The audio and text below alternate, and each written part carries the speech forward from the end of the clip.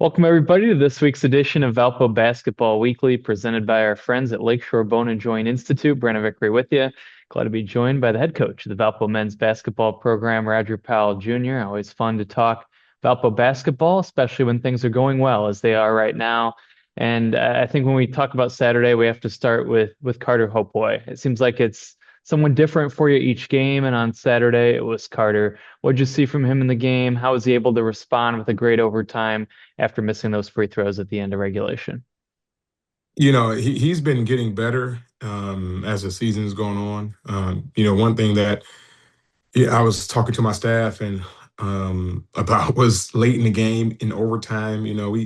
We literally had three true freshmen on the floor with Justice, a sophomore. So that's just not common right now in our league, and just in college basketball, just crunch time, that youth making plays. And with that, you see a kid like Carter, who is a true freshman. He's not your 23-year-old freshman that a lot of these teams have that been playing pro for multiple years. Like, he's a true freshman. So, you're going to see that progression as the year goes on, and even in that game, he just got more confidence. And I thought in the overtime, he was just playing with a ton of confidence, and he knew that I had a ton of confidence in him, and that's what you see with a young kid. You just kind of young players just grow as the year goes on, as they get more confidence, and I'm excited to hopefully see more of that from him as the season continues. The old phrase, a tale of two halves, was definitely the case on Saturday. What'd you say at halftime that led to the turnaround in the second half? Well, I got after him a bit. Usually I try to stay calm.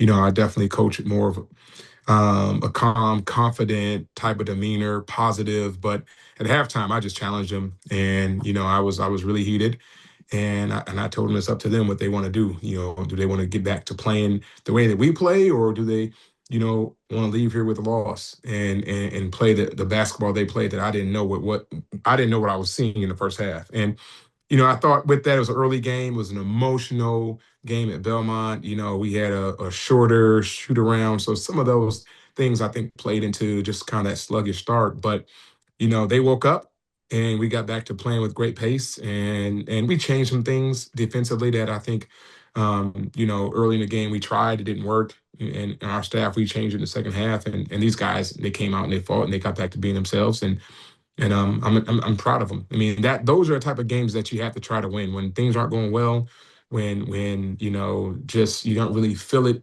Still being able to bring a W home is awesome, and it's a sign of maturity from this team. You made only three threes in the game. You didn't shoot a ton of them. You shot only three in the second half. How were you able to get it done with being so selective with the 3-point shots?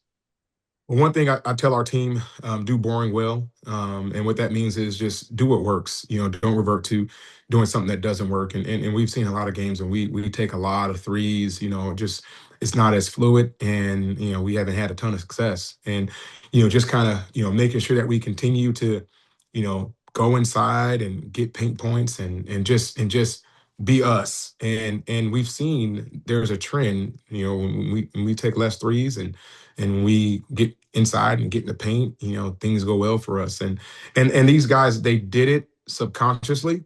I saw them passing up decent threes, to get better shots, and the threes that we did take, they were open, and I'm proud of them. It's just they're growing, and that's what you want this time of the year. You want to continue to improve and settle into who we are, so that we can do it with confidence and do it at a high level as the season goes and as we get closer to March.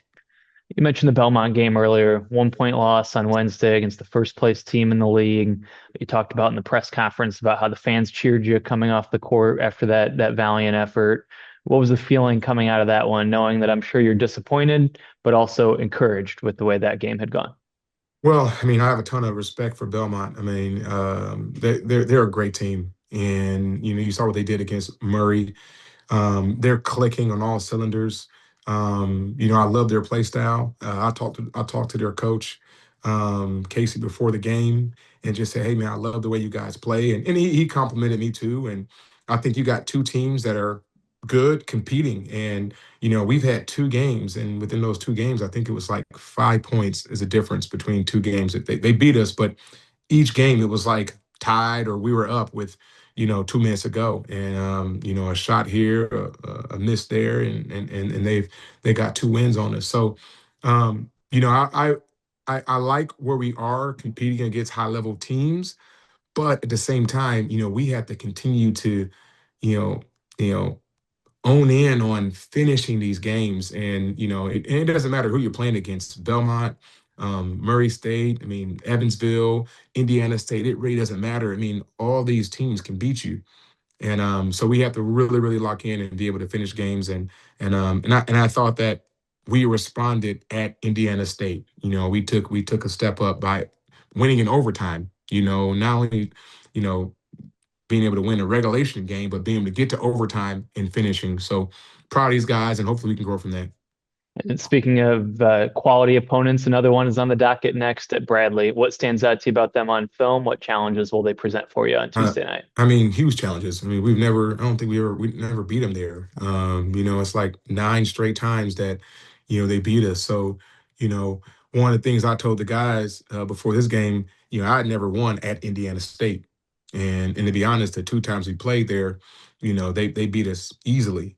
So, for us to be able to come out and get that win was a huge win for our program and, for our staff and the last 3 years. So going to Bradley, man, our guys, we have to be locked in. I mean, they're good, they're physical, they play great defense, they have size, they have an unbelievable player who's scoring and puts foul pressure on you. So we have to put our hard hats on and we have to play tough and we have to be locked in for 40 minutes.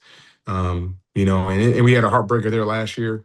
Yeah, it was kind of the same game we had at Indiana State. We had 2 free throws to win the game, and Jefferson missed both of them, and then they beat us in double overtime.